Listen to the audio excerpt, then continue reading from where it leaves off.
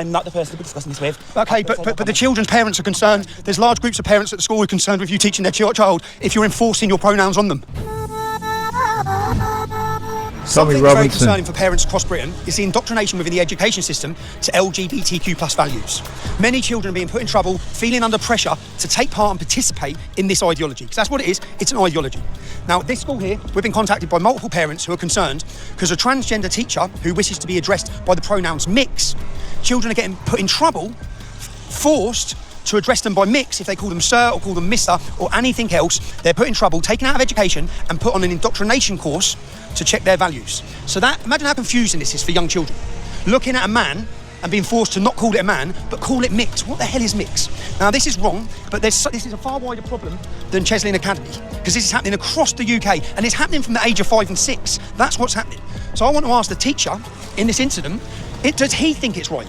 He, she, it, mix, do they think it's right that children are being taken out? And what this must be damaging, it must be scary, it must be all these emotions for a young child, not knowing whether they're coming or whether they're going, what's right and what's wrong. Now, what's right is that it's a man. That's what's right, yeah? But they're being forced to believe that's not right. And it's just wrong. And this is about the children. This isn't, I'm sorry I'm gonna have to do this and ask the questions of this teacher, but this isn't about the teacher. It's about children.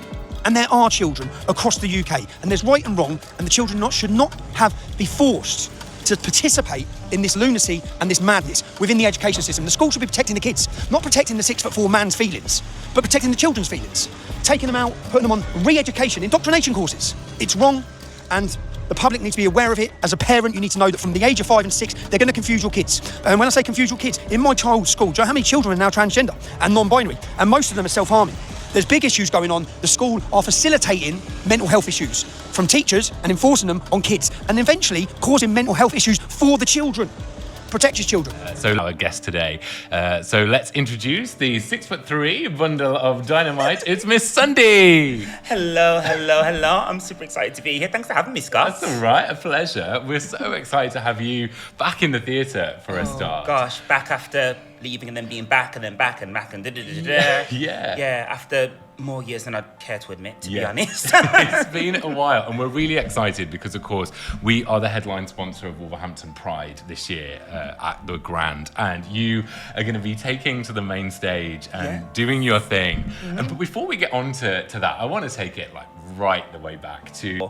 We could just kind of try things out. We've had the venue used to just take pictures in. Sometimes people kind of get that stuff done, and it is the last Tuesday of almost every month. We had a bit of a break to prepare for Pride, because the Tuesday before Pride we have got an event coming up there, so that's going to be very exciting, and that's all through the arena. I was fortunate enough to be approached by the arena because they asked me, they asked the local LGBT group X2Y, they said, what do you want in the city? And they're like, drag. And then so they asked me about, okay, would you be okay to do this? We want to nurture new talent generally. Here's a different branch of new talent that we are going to be nurturing. Would you be down? And I was like, yes, absolutely, I would. And here we are. We are a few years into it now. We are still going strong, still building up this community of artists. And Wolverhampton Pride is where we're going to be sharing some of that with everyone, which is very exciting. Yes, Wolverhampton. The thing about Wolverhampton Pride is because it's such a homely city, it's a city, we don't all know each other, but we kind of all know each other. The degrees of separation aren't very vast. Yeah. And so when there is something like Wolverhampton Pride, you can kind of look at, I say we can look at, I'm badly short-sighted and I don't have show glasses. I need show glasses. I don't have show glasses, so I can kind of see the blobs, and it's like, I went to school with that person. Oh, I've seen that person about as well. I've seen this person, and it's like, you're all here celebrating collectively, being part of this celebratory resistance to support the LGBTQ community. This is just really, really, there's no other word for it. It's just joyous and warm, and when you kind of go around, you're walking around with the people, and people are so excited to see people in drag in the city, and that's so humbling and thrilling, and it really kind of reminds you that we need to be doing this for the people that are going to be coming up after us.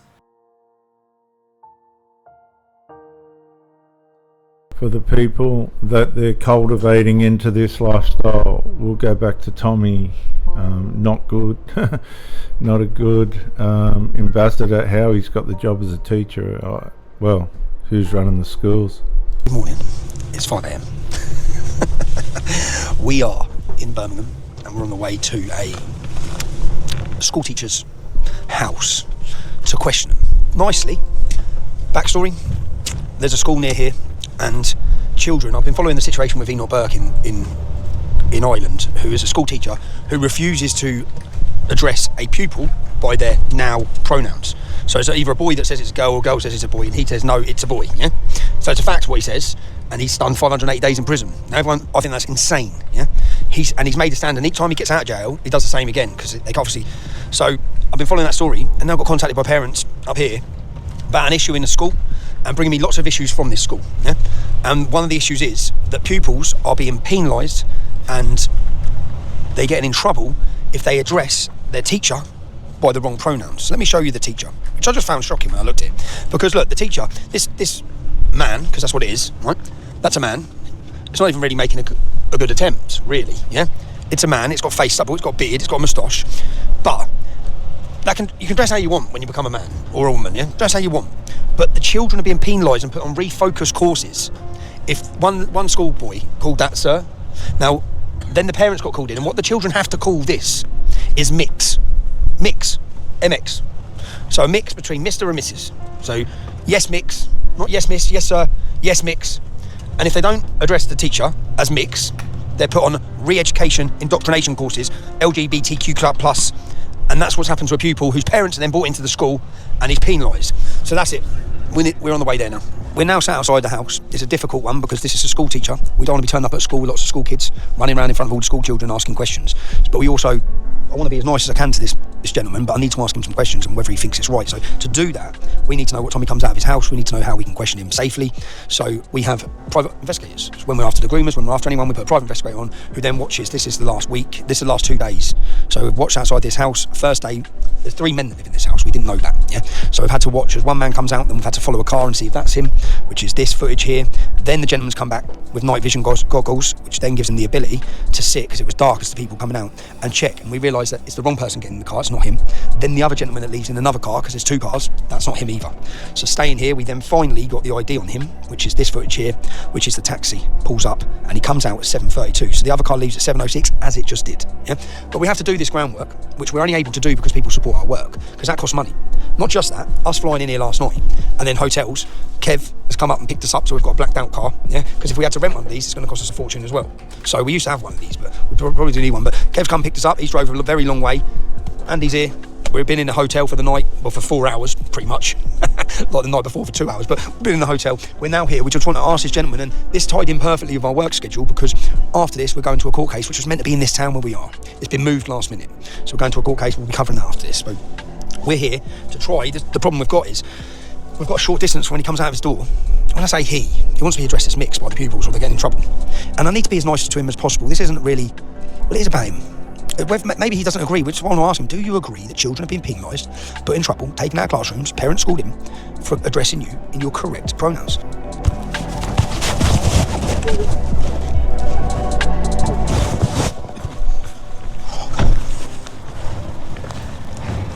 Hi, Mr. Masundi. Can I ask you some questions, please?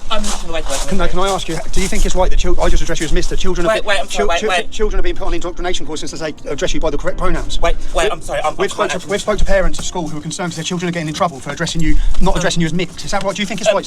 Sir, can I ask, do you think it's right? Can I just ask, do you think it's right that children are in trouble? I don't want to be horrible to you, sir. I just want to ask, do you think it's right that children are being penalised for not addressing you by mixed? Yeah, but why are children being... They shouldn't be getting in trouble by addressing you as your correct pronouns. You are a man.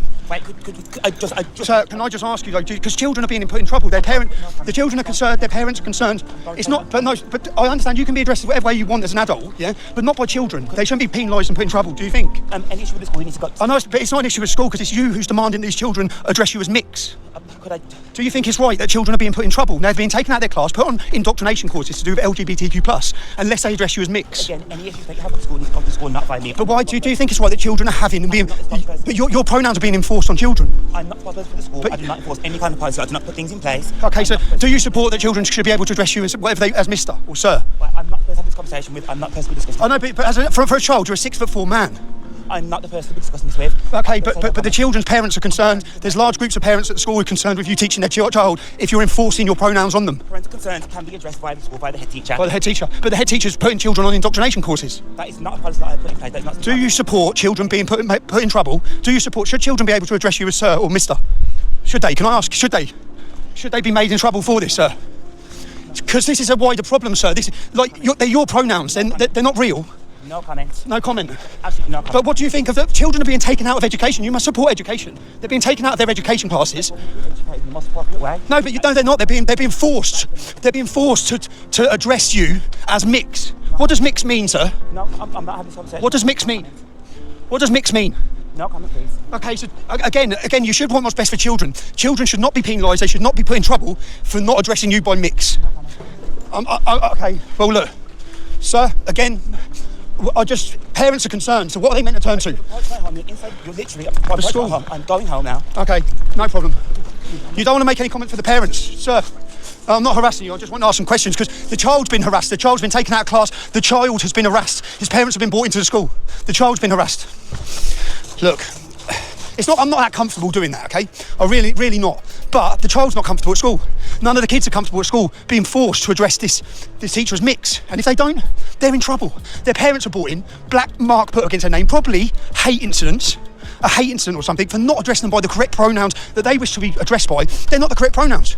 That's a man, okay? A man with a wig who's sitting in a classroom teaching children who I don't think's in a position to teach children or not in a position to teach children, not in a position to enforce their problem on children.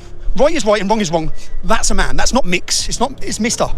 It's not mix. So I wasn't comfortable, Mr. Masundi, there. But the questions need to be asked. Is it right? Do you think it's right that children are being forced to take part in this lunacy? To address a teacher as mix, not Mr., not Miss. This should not be in the classrooms. Keep this ideology, keep these values out of the school classes. Keep them out and protect the kids. It's wrong. And you need to make sure you're watching your child's school in what they're teaching and what they're enforcing on those kids. My name is Diddy.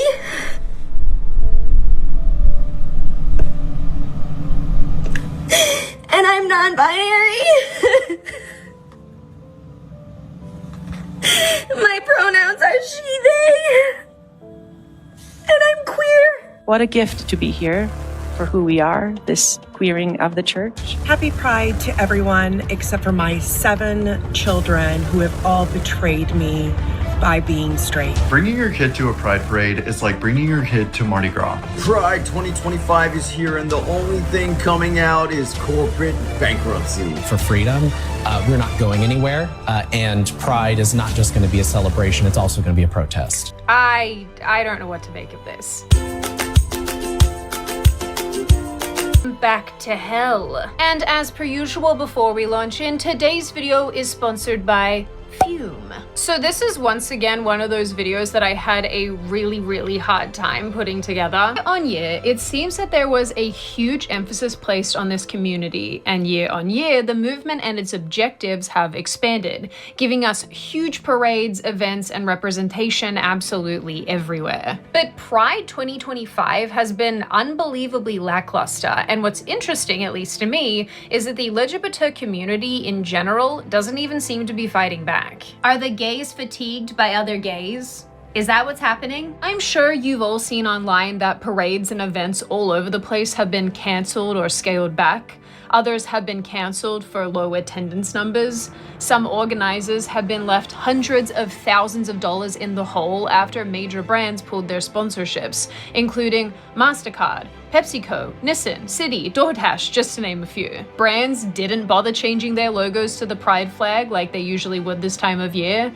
Target has all but removed its Pride merchandise from stores after backlash over its trans-orientated items, including tuck-friendly swimsuits. Okay, white liberal women are very upset about this one. Happy Pride Month. In my Target that used to have the Pride section, it's now all USA! Yay! It's an American summer. This woman probably knows approximately 0 gay and lesbian people, and yet she's mad on your behalf. Very on brand. Some people have pointed out that Google is preoccupied with promoting Father's Day here in the US rather than changing its logo to anything Pride related. The corporate abandonment of Pride has been so severe that even left-wing outlets have been writing screech pieces shouting into the void about how this is all Trump's fault, pointing to his administration forcing the rollback of DEI initiatives. And honestly, maybe that's what a lot of this is about. Or maybe this also has to do with the fact that people, including gay and lesbian individuals themselves, are sick and tired of Pride and what the LGBT movement has become. And as a result of this grand disillusionment, and as a result of this collective disillusionment happening, I think that we are observing the collapse of a movement in real time. He's undoing my belt. I'm reaching into his bedside drawer for a condom. Yep, that's real. A good handy is all about the wrist action. Rub the head of his back and forth with your hand. Yeah, that's all in here too. After a bit, a person's becomes moist and slippery. And sadly, this is real too, including multiple different sex positions. It's, truth be told, this is getting out of hand. It's time we have a discussion about this because as a gay man myself, I'm tired of no one having an honest conversation about this whole book banning and the LGBTQ thing that's going on within our school boards. Because all I'm hearing is that all the gay people on the left are saying, oh, the right hates gays, they're trying to censor speech, they're trying to ban all these books. When looking into the books myself and applying the context, that's not the full truth. With that being said, in this video, we're gonna discuss the book banning and we're gonna get into all of these books that I went out and bought to see for myself how bad things truly are. Book banning. Over the past couple of years, lawmakers in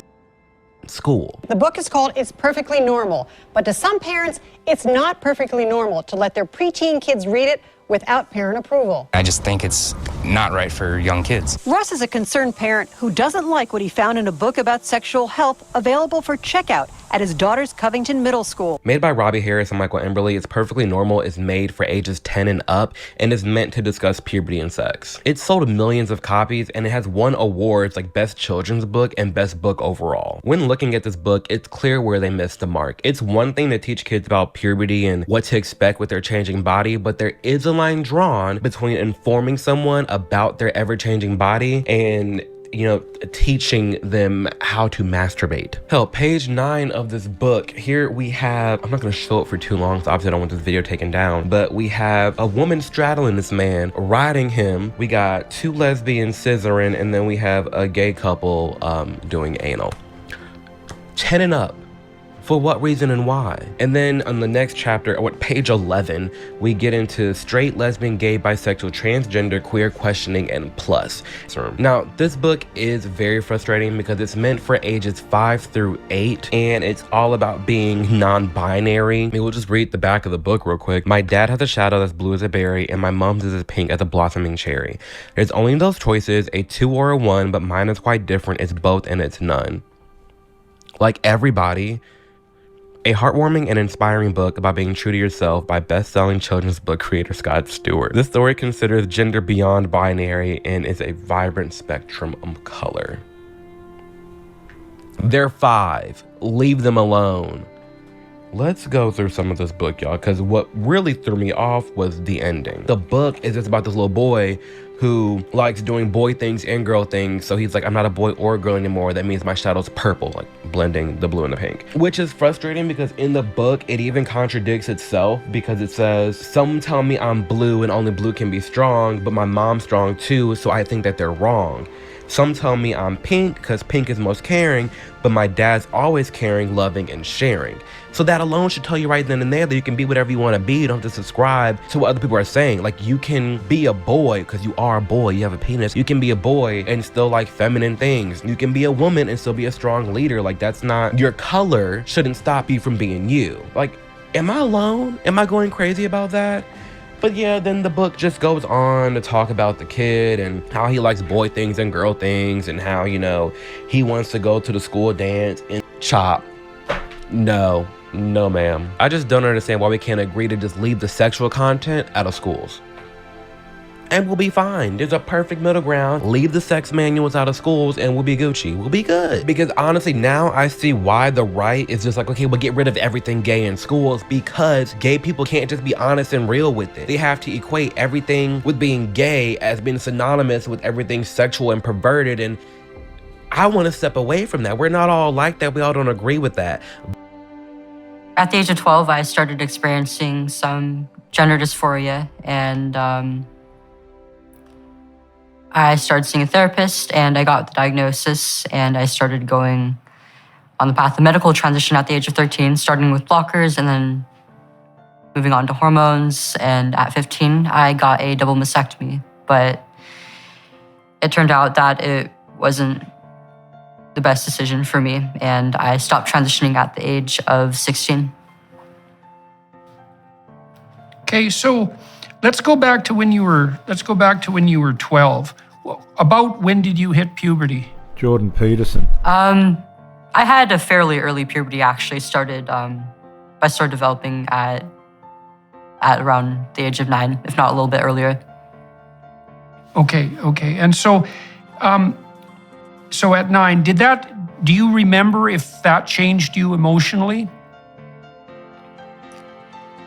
Yeah, it did.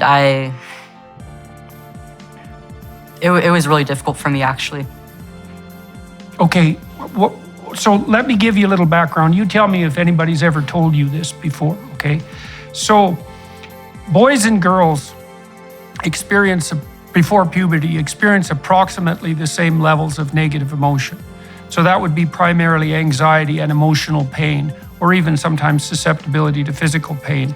And emotions like frustration and disappointment and shame and guilt and self-consciousness are all part of that, what would you call it, network of negative emotion. Now, what happens to girls when they hit puberty, and no one knows exactly why this is that their negative emotion levels go up.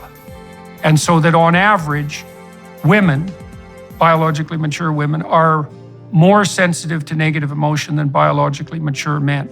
And that kicks in at puberty. Now, there's a variety of explanations for that, but no one knows for certain. And here's some of them.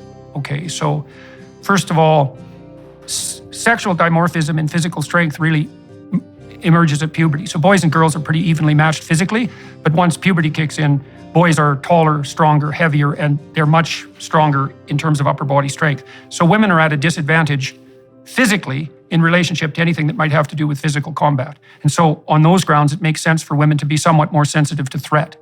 Okay, so then another explanation is that women are more vulnerable sexually than men because they bear a much higher cost for reproduction, obviously, with pregnancy and protracted dependence of infants.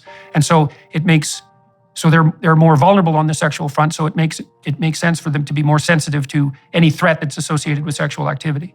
And then the third explanation, and there may be more, is that women are charged, generally speaking, with the primary responsibility for infants. And infants are extremely dependent and vulnerable. And so you could make a case that adult women's nervous systems are actually adapted for the mother-child dyad and not for the, say, emotional well-being of the individual woman. And a woman needs to be threat sensitive because she's going to be taking care of infants and extremely dependent children. And it makes sense for her to be more cognizant of threats as a consequence, even though the negative consequence of that for women and all of this is that women are much more likely to suffer from depression and anxiety than men. Cross-culturally, it's between 3-to-1 and 5-to-1.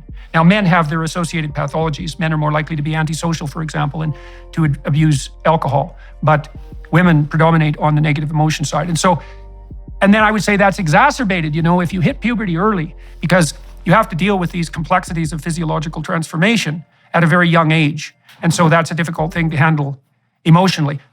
And then there's the additional consequence of whatever hormonal turbulence might emerge as a consequence of the onset of puberty. So it's very common for young women to experience high levels of negative emotion and for those emotions to be focused on their body. Because another thing that's characteristic of female negative emotion is that the self-consciousness associated with that tends to focus very particularly on body shame and self-consciousness.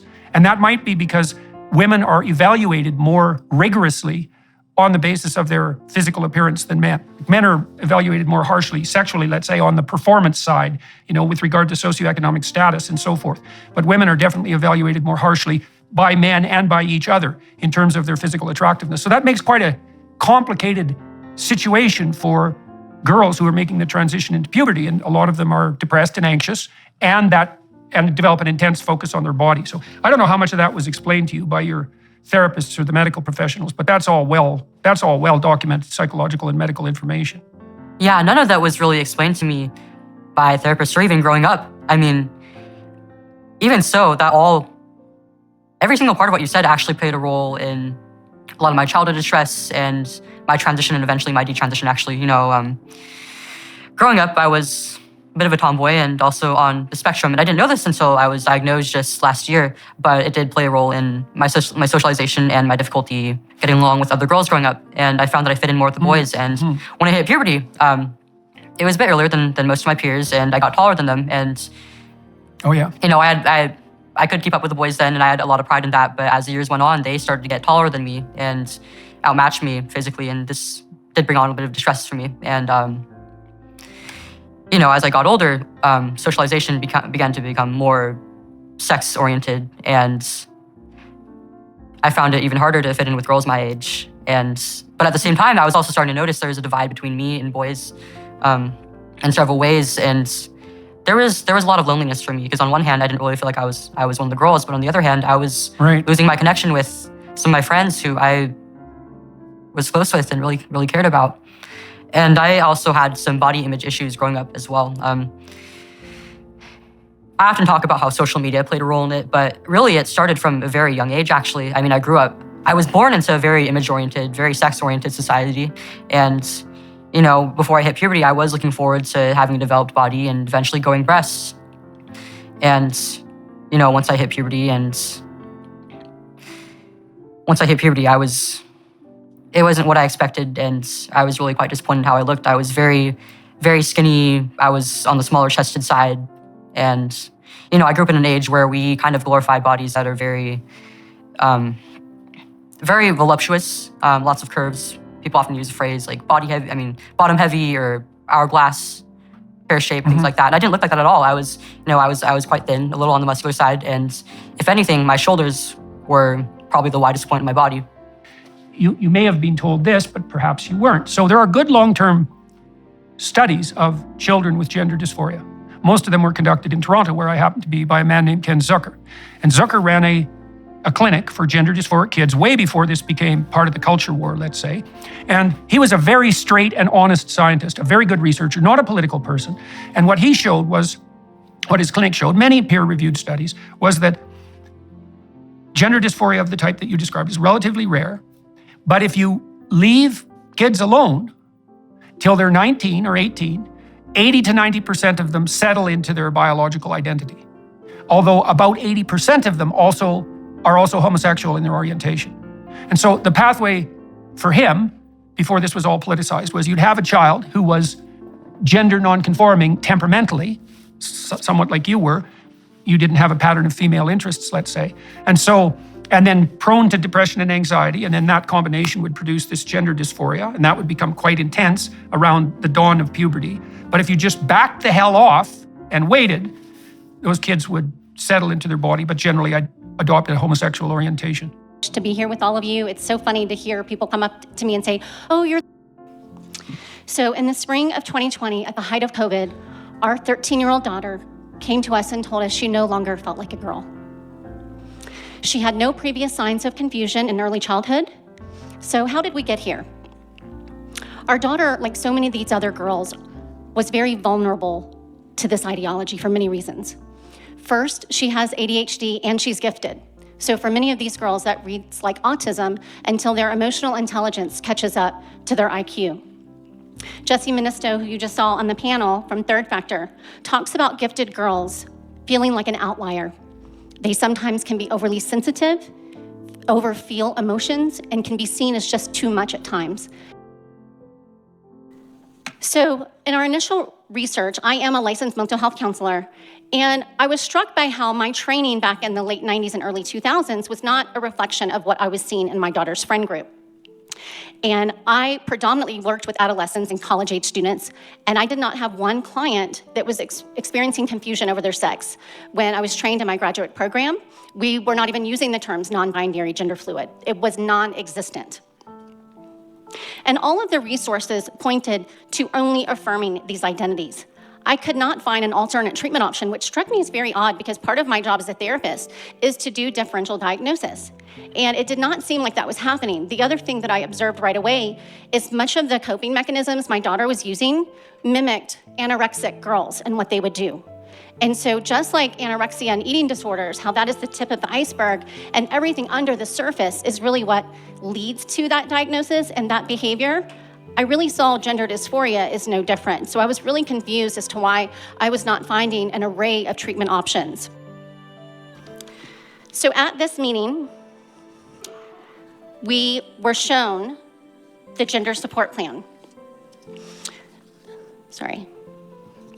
And I know one of the presenters yesterday had one of these plans. This is from Gender Spectrum.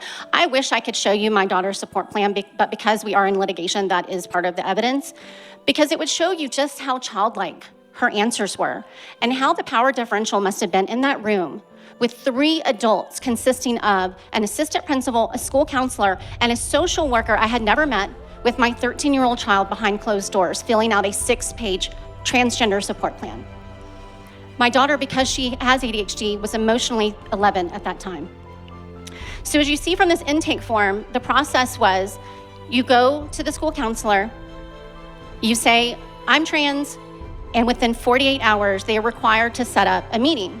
And I have circled the part where it says parent or guardian. Are they aware and are they supportive? So this was the only question where they asked her, and that ultimately decided whether or not my husband and I would be notified or asked to come to the meeting. So at this meeting that they had with my child, this is the first page of the support plan. And as you see the word supportive again. And this word supportive, like so much of our language, has been hijacked by activism. It no longer means the same thing to everyone. So for instance, supporting a child in the reality of her natal body does not count as support to trans activists. The considerations portion of the plan is where they ask the child, would you like privacy from your parents? Meaning, when we speak to your parents, should we refer to you as your birth name and pronouns, or should we use your preferred name and pronouns? And this is to effectively deceive parents from knowing that these support plans and these social transitions have ever even occurred. So again, you see the plan colludes with the child to reiterate who can and cannot be aware of the child's confusion. This is an enormous amount of power they are giving to young children that are not equipped to handle it. This also really pits the child against her parents and sends a clear message that the parent authority is no longer wanted or needed. So after the meeting, I was very angry. And we continued throughout this process to ask for legal justification that they had for meeting with our child without our notification or consent. And we were finally mailed this 28-page guide, the Leon County Lesbian, Gay, Bisexual, Transgender, Gender Nonconforming, and Questioning Support Guide. I've also included an Equality Florida Safe Space sticker that you can see all over Leon County schools, even in the elementary schools. As part of this guide, there was a Q&A, and this is part of the Q&A. So it says misgendering is considered harassment. So student harassment is a firing offense for teachers and staff. This sent a clear message: comply or lose your job. A student has exhibited behavior in school leading administrators or teachers to believe the student is LGBTQ+. Should the parents or guardians be notified? No. Outing a student, especially to parents, can be dangerous to the student's health and well-being. Outing students to their parents can literally make them homeless. So parents who love their children more than anyone else, who are ultimately responsible for every part of their care, are being painted as enemies to their own children with no due process. It's not all good news. So in December of 2022, the federal judge dismissed our case because it didn't reach the threshold of shocking the conscience, and we have now appealed his ruling to the 11th Circuit Court of Appeals. To how we walked our daughter through this confusion. So as I was actually searching for answers with the school policies and what was going on the school level, I was also searching for how best to support my daughter and help her through this. The room may know what I'm talking about, because this was before Genspect. This was before Abigail Schreier's book had come out. And so a lot of the parents that I encountered initially, they were very paranoid, and there's really no other way I could describe it. Most of them used a pseudonym. They wouldn't give me their real name. They actually thought my name was a pseudonym, which was kind of funny. I was like, no, that's my real name. Like, are we not all doing that? I don't understand. And so we ultimately came to the realization that our daughter was confused and she needed us to parent her through this. So one of the first things that we did is I knew that she was getting this constant bug in her ear telling her that we did not love her because we did not affirm the trans identity. So we had to immediately combat that. We assured her we loved her unconditionally and that that would never change. And we started to ask questions out of a place of curiosity and compassion instead of judgment. We wanted to get her really thinking about this ideology and get her to see the contradictions in it because she's a very bright girl and I knew that she could get there with just a little bit of nudging. So with a new school came new leadership at that school that respected our parental authority. I tell parents that if the school does not respect that you have the ultimate authority over your child and will not respect your wishes, get them out. Re-engagement and affection, that was one of the first things that we saw with our daughter. She wasn't holed up in her room on her phone because she didn't have a phone. So she came downstairs and she was, her mood was more improved. She started to healthy question friends' trans identities, not her own, that came later, but she was certainly questioning theirs. Like, how could this happen that everybody's trans? I'm the only one that's trans. Reverting back to their given name, she may start wearing clothing from before the trans identity. I also noticed that with a lot of these girls during times of stress or their menstrual cycle, they will revert back to the trans identification and pick fights and it becomes a power struggle. So just be aware of that apart. This is a very isolating for parents, very isolating issue for parents, and I had never felt more alone during this, but you are not alone. I chose this photo for a specific reason. There's a parent that I know with an estranged child, but not by their choice. And they have created a rock garden in their backyard where they pray over the names of trans-identified children from a support group. It started with one rock, and they now have over 350. Laura Beth Perry, now Laura Smalt, said, when you get tired of the lies, you don't go to those who were willing to lie to you. You turn back to the ones willing to tell you the truth, no matter what the consequences were. So parents, even if your child is still caught up in this awful ideology, please rest assured that you've done everything that you could to protect them from medical harm and to hold them in truth from a place of love and compassion.